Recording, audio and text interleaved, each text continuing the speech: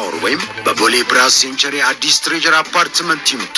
ስልክ 0907 080808 ወይም 0978 595959 ሴንቸሪ ሪል ስቴት።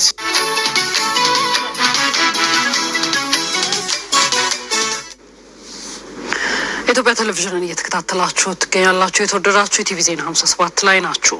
የከተማ ግብርና የቤተሰብ የምግብ ፍጆታን ከማሟላት ባለፈ የምርት አቅርቦት ማሳደጉን የአዲስ አበባ ከተማ ግብርና ኮሚሽን አስታወቀ። ወጣቶች በበኩላቸው የከተማ ግብርና የስራ እድል እንደፈጠረላቸው ተናግረዋል።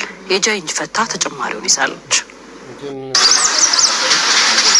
የከተማ ግብርና በአነስተኛ መሬት ላይ ለከተማ ነዋሪዎች ምርት በማቅረብ በዘርፉ ለሚሰማሩ የስራ እድል በመፍጠር ከፍተኛ ጠቀሜታ አለው። በአዲስ አበባ ኮልፌ ቀራኒዮ ክፍለ ከተማ ወረዳ 11 ነዋሪ የሆኑ አማን አብዱራህማን የወተት ላም እርባታ እና ንብ ማነብ ስራ ላይ ተሰማርቷል። የከተማ ግብርና ስራ የስራ እድል እንደፈጠረለትና በገቢ ተጠቃሚ እንዳደረገው ገልጿል። ንጹህ ወተት ለማህበረሰቡ እያቀረብን ነው፣ በተመጣጣኝ የሆነ ዋጋ ማለት ነው። ይሄ ትልቅ አስተዋጽኦ አለው። ኦልሞስት የአካባቢው ሰው በጣም ለምዶት በመሸጫ በመቸገራችን ምክንያት ነበር እየራቀ ያለው። አሁን ጥሩ ሆኗል። ከጥቅም አንጻር ኦልሞስት ለ35 ዜጎች የስራ እድል ፈጥረናል በቋሚና በጊዜያዊነት። ኔክስት ደግሞ ከዚህ የተሻለ ነገር እንፈጥራለን ብለን እናስባለን። በዚሁ ክፍለ ከተማ በዶሮ እርባታና የጓሮ አትክልት ምርት ላይ የተሰማሩ ነዋሪዎችም ምርታቸውን በተመጣጣኝ ዋጋ እያቀረቡ መሆኑን ተናግረዋል። ምርታችንን አምርተን ለወረዳው ባለፈው የሰንደይ ማርኬት የተወሰኑ በቅናሽ ዋጋ አቅርበናል። ከዚህም በተረፈ ደግሞ ለማህበረሰቡ ለቀጣይ በሰፊው ሰርተን ደግሞ ጥሩ የሆነ ምርት እናቀርባለን ብለን እናስባለን። በቤተሰብ የተወሰኑ አባላቶች የተወሰኑ መወጫ አድርገን በትንሹን የጀመርነው ግን አሁን በባለፈው የወረዳ ባለሙያዎች መጥተው እንዲሁም የስራችን በማየት በከተማ ግብርና ደረጃ የተፈቀደ ብድር እንዳለና ይህን ብድር መታችሁ ወስዳችሁ ተጠቃሚ እንድትሆኑ ብለውናል። እሱን ለቀጣይ እኛም አሁን እንጀምራለን ብለን እናስባለን። በጣም አዋጪ ስራ ነው። ብዙ ምርቶች ይገኛሉ። አካባቢው ለከተማ ግብርና ምቹ ነው። ፍሬሽ ነገር ያገኛሉ።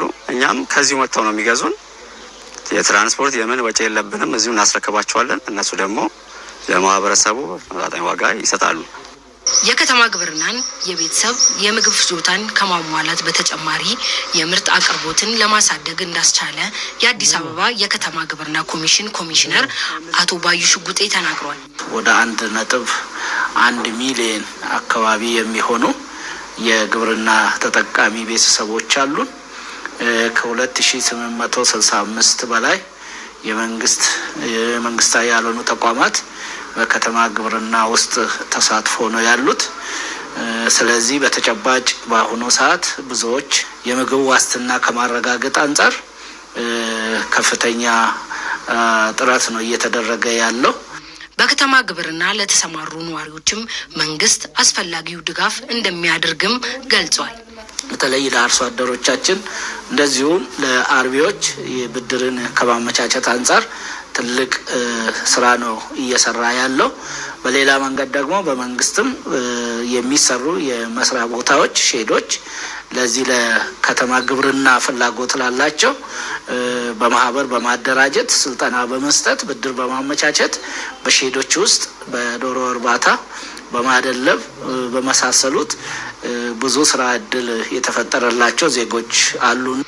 ከክረምት የእርሻ ስራ በተጨማሪ በአነስተኛ ቦታ የከተማ ግብርናን ማከናወን የዋጋ ንረት ለማረጋጋት እና የምግብ ዋስትናን ለማረጋገጥ ከፍተኛ ጠቀሜታ አለው።